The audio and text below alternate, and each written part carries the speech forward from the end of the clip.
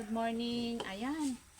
Kumulo na yung aking tubig. Magluluto ako ng ulam. Ito na yung mga sangkap. May asin, may sibuyas, bawang, luyan. Nandiyan na yung pamintang powder. Ayan, kulong-kulo na guys. Ang daming trabaho. Ayan. So, bali, maglalaga ako ng baboy. Ito guys yung baboy. Kulo na siya oh. Ayan guys. Maglalaga tayo ng baboy.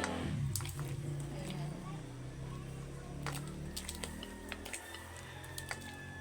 Ayan natin lang kumulo. Kasi kumukulo na yung tubig. Madali na yan maluto.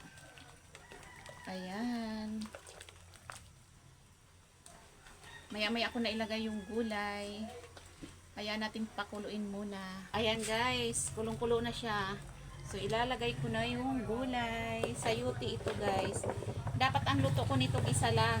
Kaso lang madaming trabaho. Ang dami ko pang gagawin kaya madami yung gulay. Dapat gisa ito pero ubusin ko na.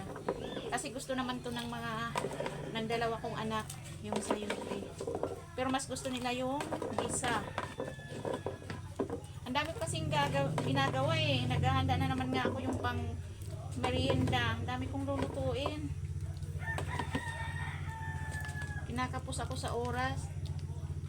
Maglilinis pa. Ayan guys. Ayan lang natin ito. Kasi luto na rin yung karne. Ayan. Ayan na muna natin kasi may ginagawa pa ako.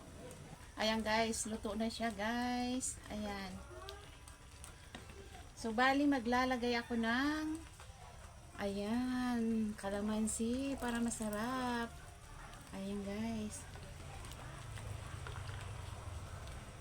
Luto na to guys. Ayan. Malambot na yung gulay, malambot na rin yung karne.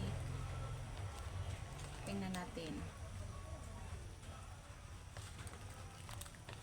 Ayan. Ayan na siya oh. Ayan.